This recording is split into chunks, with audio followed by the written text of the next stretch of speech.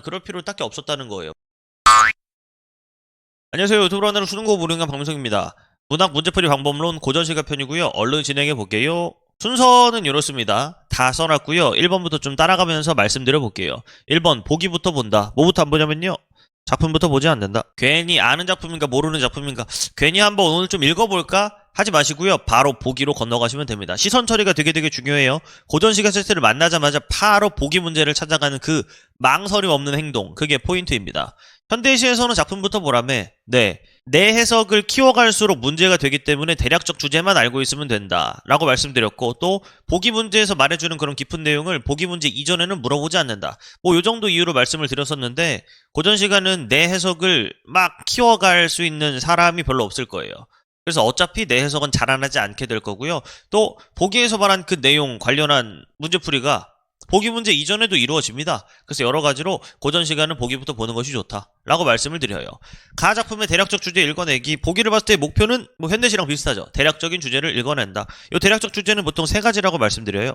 자연, 친화, 그리움, 기타. 세 가지라고 말씀드렸는데 기타가 사실은 굉장히 많은 내용을 포함하게 되긴 하죠. 자연 친화에 해당한다면 2번을 해야 되고요. 그게 아니면 그냥 주제 알고 넘어가시면 됩니다. 자연 친화, 그리움, 기타. 기타에는 뭐가 있는가? 약간 뭐 효도에 대한 이야기, 혹은 뭐 유교적 덕목에 대한 이야기, 뭐 추가적으로는 뭐 늙음에 대한 한탄, 뭐 전쟁에 대한 어떤 전쟁이 끝나길 바라는 마음, 꽤나 구체적인 주제를 가지고 있는 것들이 있잖아요. 만약에 기타 주제에 속하게 된다면 조금 더 보기와의 내용 대응을 더 요구할 수도 있고, 아니면 작품 읽고 내용 일치로 문제 풀어야 되는 걸 많이 요구할 수도 있습니다. 다만 자연 친화랑 그리움이 대부분 있긴 하죠. 그리움의 대상은 그냥 사랑하는 사람일 수도 있고요, 임금님일 수도 있어서 그거에 따라 내용은 좀 많이 바뀌긴 할 거예요. 2번, 대략적 주제가 자연 친화라면 행동 양식이 있습니다. 이 행동 양식을 그대로 해주셔야 돼요. 첫 번째, 속세를 의미한다고 해석할 수 있는 근거만 있으면 되거든요. 무조건 얘는 속세야 말고 속세라고 볼 수 있어. 왜? 자연을 보면서 얘를 멀리하고 있으니까, 혹은 얘를 버리고 왔다고 표현했으니까, 뭐 여러 가지 단서들을 가지고 속세를 의미할 수 있는 단어나 표현을 찾아서 표시해야 합니다. 구체적인 미션인 거죠. 그 다음, 속세에 대한 미련이나 갈등이 있는지 확인해라. 미련이나 갈등이 있으면 그것 자체가 주제가 됩니다. 첫 번째, 속세를 의미할 수 있는 단어나 표현이 있는데 미련이나 갈등은 없다. 그러면 이 속세를 의미할 수 있는 단어는 왜 쓰였을까요? 단순 대비, 대조를 위해 쓰였다고 볼 수 있고요. 그게 아니면 미련이나 갈등을 드러내기 위해 직접적으로 등장했다라고 볼 수 있겠죠. 미련이나 갈등 나오면 문제에서도 엄청나게 중요하게 나오니까 꼭 찾으려고 노력을 하셔야 돼요. 미련과 갈등은 뭐가 다른가? 미련은 지금 추구하고 있진 않은 거예요. 지금 자연을 추구하는데 속세에 대한 생각이 남아있다. 그럼 미련이죠. 그 남아있는 생각이 크든 작든 간에. 갈등은요, 추구할 것을 그 순간에 정하지 못한 거예요. 만약에 자연을 추구하다가도 속세랑 갈등을 한다 이러면 자연을 추구하는 걸 버리고 속세를 추구할까? 아니 그냥 자연을 추구하는 게 낫나? 이 둘 중에 고민하는 순간이 온다는 거죠. 미련은 하나를 정해놓고 나머지에 대한 생각을 하는 거라면, 갈등은 둘 중에 뭘 할까 고민하는 느낌 생각하시면 맞습니다. 그 다음, 임금과 관련된 표현. 뭐 여러 가지로 설명드릴 건 많지만 너무 길어지니까 간단하게만 한다면, 임금에 대한 어떤 감사, 그냥 그 표현은 자연을 좋아하는 시에서 그냥 어떤 습관적으로 한 줄 나올 수도 있는 거예요. 근데 나오면 문제에서 물어보기도 하죠.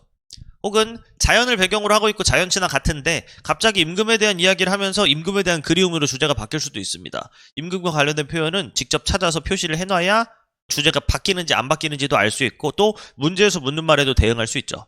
그 다음, 학문 수양에 대한 의지. 당시의 유행 때문이에요. 중국에서 들여온 많은 내용들이 자연을 즐기면서 거기서 학문 수양까지 같이 한단 말이죠. 그것 때문에 학문 수양에 대한 의지는 자연 친화의 플러스 알파의 주제가 될 수 있습니다. 뭐 엄청나게 많이 나오는 편은 아니에요. 근데 나오면 문제에서 물어보니까 우리는 준비할 필요가 있다. 이런 말씀을 드리기 위해 요까지 넣어놓은 거죠. 자연 친화라는 결론이 났을 때 요 네 가지 가지고 쫘라라락 확인하시면 문제에서 묻는 모든 내용을 내가 먼저 읽어냈다라는 느낌 받으면서 문제풀이 수월하게 진행하실 수 있을 거예요. 3번, 보기와의 대응을 확인하며 작품 읽기. 이건 바로 뒤에 이어질 소설 문제풀이 방법론과 조금 방향이 다른데요. 대응 확인의 방법은 보기의 주제로 설명할 수 없는 부분 표시하기 플러스 읽어내기입니다. 이렇습니다. 이게 뭐 말이냐면 보기의 주제로 퉁치는 거예요. 쭉 읽었을 때 어려운 말들을 지나서 우린 결국 겨우겨우 고전 시간에 읽어낼 거잖아요. 읽어내면 생각하는 거죠. 보기에서 말한 주제 그대로구만. 그럼 넘어가. 근데 아무리 봐도 내가 읽어냈는데 이거 보기에서 말한 주제를 좀 벗어나는 내용인 것 같은데? 보기에서 말한 주제만으로는 퉁쳐서 설명할 수가 없는 부분이잖아? 그럼 따로 표시해서 그 부분은 따로 읽으셔야 돼요. 아니, 보기만으로 읽으라더니 그렇게 따로 읽기엔 부담이 너무 심하잖아? 이런 말 하진 않겠죠. 왜? 그동안은 보기 없이 그냥 생으로 읽어왔는데 그 부분이 뭐 등장한 거예요. 전체에서 보기로 퉁칠 수 있는 부분만큼 이득을 보신 거고요. 그 이후의 내용은 이득 없이 따로 열심히 읽어야만 하는 부분이 되는 거죠. 어쩔 수가 없는 겁니다. 이렇게 하게 되면 나중에 합칠 수 있어요.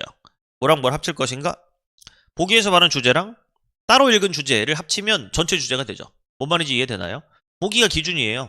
보기로 설명될 수 있는 부분은 열심히 읽을 필요가 딱히 없겠죠. 근데 보기로 설명되지 않는 부분은 당연히 열심히 읽어서 내 걸로 따로 만들어야 될 겁니다. 거의 보기급의 내용을. 이해하시면 좋겠고, 이후 나에 관한 내용이 필요할 때 문제 풀다가 나를 읽어야만 되는 순간이 분명히 오잖아요. 그럴 땐 이제 보기 읽고 과정을 반복하는 거죠. 쭉 오는 겁니다. 나의 주제가 자연친화라면 동일한 4가지 체크포인트에 따라 읽기를 진행하셔야겠죠. 이해되나요? 구독, 좋아요. 문제풀이 과정의 예시입니다. 보기를 읽어내세요. 얘는 최근에 치러진 수능에 나온 고전시가 세트죠. 도산 12곡에서 강호는 자연의 이치와 인간이 지향하는 이치가 일치된 이상적 공간으로 그랬다. 그 다음 도산 12곡에서는 조화로운 자연과 합의를 하는 화자가 등장하며 끝났네요. 그냥 자연친화라는 거예요. 자연친화라는 주제를 발견했고요. 그러면 4가지 체크포인트를 생각해야겠죠? 속세 찾기, 미련이나 갈등 찾기 이거 외우셔야 됩니다. 임금 관련 표현 찾기, 그 다음 마지막에는 학문 수양 의지 확인하기. 이거 보면 학문 수양에 대한 의지는 나오지 않는데? 나오지 않을 것 같은데 이런 생각 드시겠지만 학문 수양에 대한 의지는 실제로 도산 12곡의 제7수부터 끝까지는 다 그 내용에 포함되어 있습니다. 잘려있기 때문에 이게 안 나왔을 뿐이지 충분히 나올 만한 내용이었다는 거예요. 작품 한번 읽어볼까요? 이런들 어떠하면 저런들 어떠하려? 초야우생이 이렇다 어떠하려? 하물며 천석고왕을 고쳐 무슨 말이여? 읽어낼 수 있는 것들을 읽어내셔야 되는데 맨 마지막에 어떤 잔소리까지 드릴 거냐면 서리법 반드시 해석해야 한다 라는 잔소리를 추가적으로 말씀드릴 거거든요. 행동양식 하나만 더 한다면 그거예요. 서리법은 반드시 해석해야 한다. 어떠하려? 어떠하겠느냐? 괜찮다. 이래도 상관없고 저래도 상관없다. 초야우생 뭔 말인지 모르겠다? 이렇다 어떠하려? 초야우생은 이래도 상관없는 것. 적어도 뭐는 아니다? 부정의 대상은 아니죠. 하물며 천석고왕을 고쳐 무슨 말이오? 무엇하겠느냐? 고치지 않아도 상관없는 것. 이런 태도를 말씀드려요. 모르는 어휘. 이따가 잔소리에서 한 번 더 말씀드리겠지만 문제풀이 상황에서의 모르는 어휘는요. 보기의 주제 그대로겠지 생각하는 거예요. 보기에서 말한 주제 그대로를 벗어난 적은 없겠지. 모르는 단어가 새로운 주제를 형성하고 있을지도 몰라 라는 생각은 우리에게 엄청난 불안감을 안겨줍니다. 별로 좋지가 않기 때문에 그냥 안심하고 읽으세요. 아니 그러다가 모르는 어휘 때문에 주제가 바뀌어야 되는데 그걸 못 찾아서 틀리면 어떡하냐? 어쩔 수 없죠. 모르는 어휘를 없앴어야죠. 하지만 이 상황은 이미 벌어진 일이기 때문에 최선의 어떤 결과를 만들기 위해선 적어도 뭘 하면 안 되냐면 모르는 단어에 멈춰있는 바보짓은 하면 안 되거든요. 문제 풀 때 모르는 단어는 영원히 몰라요. 공부할 때나 겨우겨우 알게 되는 내용이죠. 근데 거기에 머물러 있지 않기 위해선 이런 태도가 필요합니다. 옛날에 말씀드렸어요. 그냥 넘어가라. 근데 못 넘어가더라고요. 그래서 구체적으로 말씀드린다면 보기에서 파악한 주제 그대로겠지. 즉 제1수를 보고 모르는 단어 초야우생 천석고왕이 있다고 쳐요. 그때 생각하는 거예요. 자연친화겠지 뭐. 실제로 그랬고요. 그 다음 연하로 집을 삼고 풍월로 벗을 삼아. 연하 뭔지 모르겠다. 그럴 수 있어요. 근데 풍월은 누구나 알죠. 그러면 뭐로 집을 삼고 뭐를 벗을 삼으니까 대꾸법의 구조네 똑같은 의미겠다. 자연이겠네. 맞는 말이에요. 태평성대의 병으로 늙어가네. 병으로 늙어간다? 뭐 고전시가를 조금 더 열심히 공부한 친구들은 이 병이 뭘 의미할 수 있다는 걸 알 수 있을까요? 자연을 사랑하는 병. 위에 나왔던 천석고왕이 이어지는 뜻이라는 걸 알 수 있기도 하죠. 근데 병으로 늙어가네 라는 걸 이렇게 해석해도 상관없어요. 아, 병 들어있구나. 이 중에 바라는 일은 허물이나 없고자 뭐를 바라지 않죠? 병 고치기를 바라지 않네요. 허물만 없으면 된다. 이래서 허물에다가 세모 칠게요. 뭐를 의미할 수 있다? 속세 의미 가능. 처음이네요. 1수랑 2수를 읽으면서 속세를 의미할 수도 있다. 이렇게 볼 수 있는 건 허물밖에 없었어요. 근데 실제로 허물은 속세를 의미하는 것인가? 뭐 딱히 그런 의미를 갖지는 않는다고 볼 텐데 아까의 기준은 이거죠. 그렇다고 볼 수 있으면 표시하자. 네, 만에 하나라도 볼 수 있으면 허락한다. 이게 문학 문제풀이의 태도니까 기본을 지켜주신다면 그렇죠. 이수에서 원래 말하고자 하는 바는 이거긴 하죠. 아유 그냥 허물만 없으면 되지 뭐. 즉 큰 잘못이나 안 하고 살면 괜찮지. 지금이 너무 좋아. 요 정도의 내용인데 허물은 뭐 의미할 수는 있으니까 같이 보는 거였죠. 춘풍의 화만산하고 저도 한자 진짜 모르거든요. 근데 진짜 모를 만한 말인가 보세요. 춘풍 알죠? 화만산 꽃이 산에 가득하다. 몰라? 넘어가. 추야 무조건 알죠? 얼만데 달이 대는 모르겠다 쳐 가득하다. 괜찮잖아요. 사시가 흥이 흥은 알아야지. 사람과 한 가지라 뭐야? 사람은 화자가 될 거고요. 한 가지라 이랬네요. 여기서의 사람은 속세를 의미한다고 볼 수가 없겠네요. 왜? 자연과 한 가지다라는 의미를 가져버리니까. 사람이라는 표면적 의미에 반응하기엔 앞뒤 내용이 너무 자연과 하나다라고 말해버리는 내용이었어요. 하물며 어약 연비와 운영 천광이야. 어느 끝이 있으리 해석해야 됩니다. 얘네는 하물며 끝이 없는 것. 위에는 자연 얘기하고 있고요. 하물며 이건 끝이 없어 라고 말하고 있으니까 요 녀석들도 싹 다 뭘 얘기할 것이다. 자연과 관련된 이야기겠구나 하고 끝내버리면 그만인 내용이 됩니다. 어때요? 읽어낼만 했단 말이죠. 그 내용 가지고 문제 풀러 가면 되는가? 예. 자연 친화라는 주제는 이미 알았고 할 일도 했어요. 뭐가 없다. 속세는 있는데 뭐 하나 있다면 있고 미련과 갈등은 전혀 없으며 임금에 대한 이야기도 하지 않고 학문에 대한 얘기도 하지 않더라. 데이터 쌓았잖아요. 문제 풀러 가는 거예요. 이렇게. 아니 가밖에 모르는데 문제를 어떻게 푸냐. 가, 다의 공통점이니까 가에는 맞아야겠죠. 가 기준으로 틀린 걸 잡아낼 수 있습니다. 1번 인정, 2번 지우세요. 좌절을 극복하려는 게 아니라 현재에 대한 만족이잖아요. 3번 현실을 통찰하며 관용적 삶에 대한 지향을 보여주고 있다. 3번은 허락하는 친구들이 많을 텐데 엄격하게 보면 가에서도 틀립니다. 왜? 지금 바라는 건 허물이나 없고저 라고 말하는 거라서 허물이나 없는 삶, 즉 나의 어떤 허물 없음을 바라는 거지. 관용적 삶은 남에 대해서 어떤 다른 일에 대해서 허락하면서 그냥 괜찮아 하는 태도를 보인다 라는 건데, 그거에 대한 지향, 무언가 지향이 없어요. 지향이 있다면 미래에 허물이 없었으면 좋겠다 하는 지향 정도만 있지 관용적 삶을 살고자 하는 의지나 지향 이런 것들을 보여준다고 볼 수가 없습니다. 가에서도 지워지죠.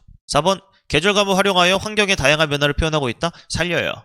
5번 가상의 상황을 제시하여 환상적 분위기를 강화하고 있다. 가상의 상황은 실제로 뭐랑 반대말이었냐면 현실의 상황의 반대말이겠죠. 지금 얘는 현실에서 자연을 겪고 있기 때문에 가상의 상황이라고 볼 것이 없다. 환상적 분위기도 원래 현실이 아닌 것을 기반으로 하고 있긴 한데 어쨌든 간에 이 가상적 상황을 제시해서 환상적 분위기를 강화하고 있는 건 말이 안 되겠죠. 왜? 현재의 자연을 즐기고 있는 작품이니까. 5번도 지웁니다. 가만 읽었고요. 가의 주제를 바탕으로 할 일을 했는데 1번과 4번밖에 안 남는 이런 구조를 만들 수 있죠. 확인하시면 좋겠고 그 다음 문제 풀러 가는 거예요. 할 일 다 했으니까. 23번 A, B에 대한 설명이라고 했는데 A는 여기 묶여있는 내용이 A죠? 이거 가지고 보신다면 뭘 알 수 있냐면 A로 틀린 건 딱히 없구만. 지워지고 그렇구만. B는 모르고 지워지고 허물이나 없고죠. 미래에 대한 화자의 바람. 애매하지만 미래에 허물이나 없었으면 좋겠다라는 바람을 표면적으로 확인할 수 있으니까 여기서도 괜찮습니다. 즉 얘는 이런 데이터를 갖는 거죠. B, 즉 나 가지고 푸는 문제. 이렇게 운영하는 거예요. 넘어가세요. 그다음 보기 문제. 누군가는 이 기출문제를 가지고 얘기합니다. 천석고항과 같은 필수 어휘의 뜻은 알아야 되는 거 아니냐. 물론 저도 동의해요. 알아야 한다는 걸. 근데 이 문제를 풀 때 알 필요는 없었을 것 같습니다. 아까 말했던 그 보기의 내용을 다시 보고 보기와 반대되는 게 있다면 고르면 되겠죠. 1번 조야우생은 그렇구나. 스스로를 이르는 말인지 아닌지는 모르겠어요. 근데 일치된 공간이 존재한다고 했으니까 인정할 수 있겠죠. 일단 보기와의 방향성은 일치하니까. 2번 나 몰라요. 3번 가의 천석고항은 이상적 공간에 다다르지 못한 것에 대한 화자의 아쉬움이. 답은 3번 이렇게 고르는 거죠. 왜? 조화로운 합의를 이룬 합의를 하는 화자가 등장한다고 했는데 합의를 하지 못한 얘기를 말했으니까 이렇게 말할 수 있죠. 보기와 반대. 물론 천석고항의 뜻으로도 문제를 풀 수 있지만 그럴 필요 딱히 없었다는 거예요. 왜? 우리는 판단 기준 6가지를 준비해서 가지고 있었고 보기 문제는 분명히 보기와 반대말인가 아닌가를 먼저 보기로 우리는 약속을 했었으니까 그대로 지킨다면 바로 풀 수 있는 문제가 되겠죠. 이런 다음에 이제는 뭐를 읽으러 가야 될까요? 다시 보기를 읽고 나에 대한 과정을 반복하는 겁니다. 나에 대한 이야기는 간단하게만 해볼게요. 지수정가. 자연을 생활하면서 자연의 가치를 어떻게 했대요? 새롭게 발견할 수 있는 공간으로 나타난다. 이렇게 말하네요. 새롭게 발견한다? 새롭게 발견한다는 건 발견 X, 발견 O일 수도 있고요. 아니면 발견하긴 했었는데 발견 O로 가면서 추가되는 내용을 발견하거나 아니면 이미 발견된 상태로 작품이 시작됐는데 이전에는 발견 X된 상태가 같이 나타나거나 뭐 이 정도일 거예요. 경우의 수처럼 좀 유식한 척 해봤는데 사실은 누구나 생각할 수 있는 얘기죠. 새롭게 발견이라는 건 이런 의미들을 가질 수 있다 라는 내용을 펼쳤을 뿐이니까요. 그 다음은요. 지수정가에는 자연의 구체적인 모습을 묘사하며 자연의 가치를 확인한 화자가 등장한다. 한 번 더 말했어요. 확인했다고. 이 확인은 이미 확인한 채로 나올 수도 있고 아니면 새로운 확인을 했을 수도 있고 아니면 확인을 못하다가 확인한 모습을 보여줄 수도 있고요. 여전히 찾긴 찾습니다. 뭘? 자연 친화니까 똑같이 찾되 아까보다는 나의 보기에 구체성이 있죠. 그러면 그 구체성을 확인하면서 가야 되고요. 또한 보기에서 벗어나는 내용이 있다면 그것도 확인하면서 표시하면서 그렇게 읽어볼까 합니다. 힌트 얻은 그 내용 그대로 본다면 너무 좋을 것 같죠? 이건 나중에 말하는 소설 보기 읽기랑도 좀 비슷한 내용이 될 거예요. 보면 좋다 할세 10년을 경영하여 필수업이네요. 준비하여. 한탁을 얻었다. 형세는 좁고 굵은 남성은 많고 많다. 가능성. 같이 발견이 안 돼 있는 부정적인 모습일 확률이 있죠. 왜? 형세가 좁고 굵은 남성만 많으니까. 근데 몰라요. 이거 자체로도 좋아할 수도 있으니까. 옛길을 새로내고 작은 연못을 파서 활수를 끌어들여 가는 것을 머물게 하니 뭘 했죠? 변화를 많이 유도했네요.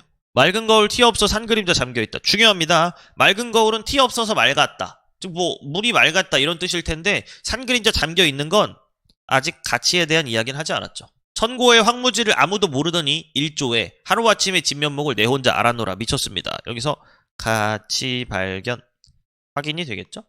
가끔이에요. 고전 시가에도 보기에 이렇게 구체적인 미션을 줄 때가 있고요. 보기에서 준 미션을 지문에서 꼭 수행해야 되는 경우도 있습니다. 근데 이 미션은 실패할 가능성이 꽤나 높은 미션이죠. 왜? 모르는 어휘가 우리의 눈을 굉장히 많이 가릴 것이기 때문이에요. 근데 이렇게 모르는 어휘들을 제껴도 충분히 할 수 있었던 그런 세트는 충분히 그 일을 해내야 문제풀이에 도움이 될 것이다. 이런 말씀을 드립니다. 그 다음은 이제 발견하는 거죠. 보기에 벗어나는 주제가 나오는가. 혹은 속세를 의미하는 말, 뭐 임금과 관련된 표현 하나씩 다 찾아보려고 했는데 없네요. 그냥 여기부터 발견을 했고요. 나누기만 하면 돼요. 이후부터는 자연의 가치를 발견한 화자의 그냥 자연친화 이야기. 모두 없냐면 속세에 대한 이야기도 없고 그 다음 미련이나 갈등도 없고 또 임금과 관련된 표현도 없으며 마지막에 학문 수양에 대한 의지도 없더라. 끝. 작품 다 읽었고 이제 문제 풀러 가는 거죠. 아까 못 풀었던 문제를 이제 풀어야 합니다. 판단 기준은 똑같이 지켜가면서 진행을 할 거고요. 나만 가지고도 문제가 풀리는가? 그럴걸요? 1번 인정이고요. 4번은 찾으러 가봐야 되는데 뭐가 없죠? 계절이 변한 부분을 확인할 수가 없더라. 답은 1번. 달을 아직 안 읽었는데 문제가 풀리는 거 맞아? 네, 맞는 거였고 나까지만 읽고 이 문제는 정확히 풀렸어야 했죠. 그 다음 넘어가. B 가지고 할 수 있는 거 뭐야? 봤더니 자연의 형상 그 다음에 5번에 뭐야? 대상을 관찰하기 전이 아니라 관찰 후고요. 화자의 심리가 아니라 대상의 속성이고요.